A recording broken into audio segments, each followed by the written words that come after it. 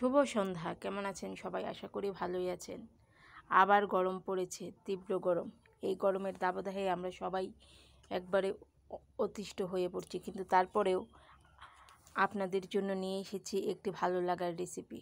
এখন অবশ্য কাঁঠালের ইঁচড় সবাই ভালোবাসে, আর এখন কাঁচা কাঁঠাল পাওয়াও যায়। তাহলে কথা না বাড়িয়ে আজকে রেসিপি শুরু করি। আজকে আমি কাঁচা কাঁঠাল দিয়ে একটি অন্যরকম রেসিপি তৈরি করেছি। তাহলে শুরু করছি। প্রথমে আমি কড়াই আঁচে বসিয়ে দিয়েছিলাম। কড়াই গরম হয়ে আসলে 1 কাপ পরিমাণ সয়াবিন তেল দিয়েছি। তেলটাও গরম হয়ে আসলে পেঁয়াজ কুচি, এলাচ থেতো করে দিয়েছি, তারপর তেজপাতাও দিয়ে দিয়েছি। পেঁয়াজটা বাদামি রঙের হয়ে আসলে আমি একটা পাত্রে 1 চা চামচ হলুদের গুঁড়া, 1 চা চামচ মরিচের গুঁড়া, 1 চা চামচ ধনিয়ার গুঁড়া রেখেছিলাম, তা দিয়ে দিয়েছি। তারপর 2 চা চামচ পেঁয়াজ বাটা এবং রসুন বাটা দিয়েছি। রসুন বাটা দিয়ে ভালোভাবে মশলাটা কষিয়ে নেওয়ার চেষ্টা করছি। মশলাটা কষানো হয়ে আসলে আমি 3 চা চামচ জিরা বাটা দিয়েছি, তার সাথে আদা বাটাও দিয়েছি। তারপর আবার একটু নাড়াচাড়া করে নিয়েছি। মশলাটা ভালোভাবে কষিয়ে আসলে আমি নারিকেলের দুধ দিয়েছি। তার সাথে আমি পোস্ত বাটাও দিয়েছি। পোস্ত বাটা দিয়ে স্বাদ মতো লবণ দিয়ে দিয়েছি। পরে আবার নাড়াচাড়া করে নিয়েছি। তেলটা যখন ভালোভাবে উপরে উঠে এসেছে তখন আমি কাঁচা কাঁঠালগুলো দিয়ে দিয়েছি। দিয়ে একটু ভালোভাবে নাড়িয়ে নিয়েছি যেন মশলার সঙ্গে ভালোভাবে মিশে।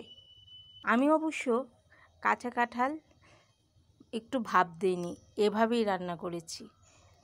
দেখবেন এভাবে রান্না করলেও ভালোভাবেই সিদ্ধ হয়। মশলার সঙ্গে যখন কাঁচা কাঁঠাল ভালোভাবে মিশে এসেছে তখন আমি সামান্য পরিমাণ জল দিয়েছি। জল দিয়ে আবার নাড়াচাড়া করে নিয়েছি। নাড়াচাড়া করে একটু আঁচে ঢেকে দিয়েছি। কিছু সময় পর ঢাকনা খুলে নিয়েছি। ঢাকনা খুলে আবার আমি নাড়াচাড়া করে নিয়েছি। পরে আমি বাকি যে নারিকেলের দুধটা ছিল তা দিয়ে দিয়েছি। তা দিয়ে সামান্য জল দিয়ে দিয়েছি। এই নারিকেলের বাটির মধ্যে একটু ঝোল ছিল তা দিয়েছি। তারপর আবার একটু নাড়াচাড়া করে নিয়েছি। নাড়াচাড়া করে সামান্য পরিমাণ জল দিয়ে দিয়েছি। জল দিয়ে আবার একটু ঢেকে দিয়েছি। কিছু সময় পর ঢাকনা খুলে নিয়েছি। খুলে আবার নাড়াচাড়া করে নিচ্ছি। এর মধ্যে আমি সামান্য চিনি এবং ঘি দিয়েছি যেন গন্ধটা ভালো লাগে।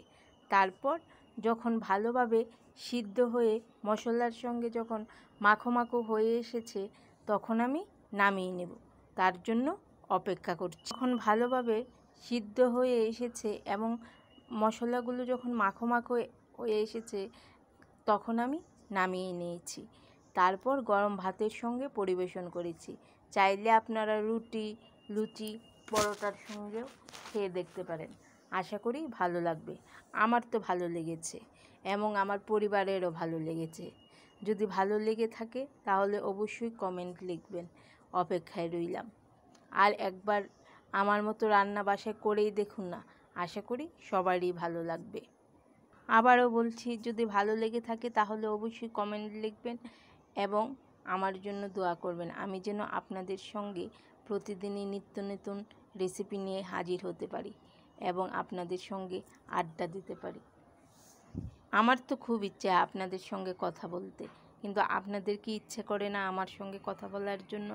যদি বলার ইচ্ছে হয় তাহলে বলবেন কী ধরনের আপনাদের রেসিপি পছন্দ, আমি সেই রকমের রেসিপি তৈরি করে দেখানোর চেষ্টা করব। আমার জন্য দোয়া করবেন এবং আপনারাও ভালো থাকবেন। এবং আবার গরম কিন্তু আবার পড়ে গেছে, বেশি বেশি পানি খান।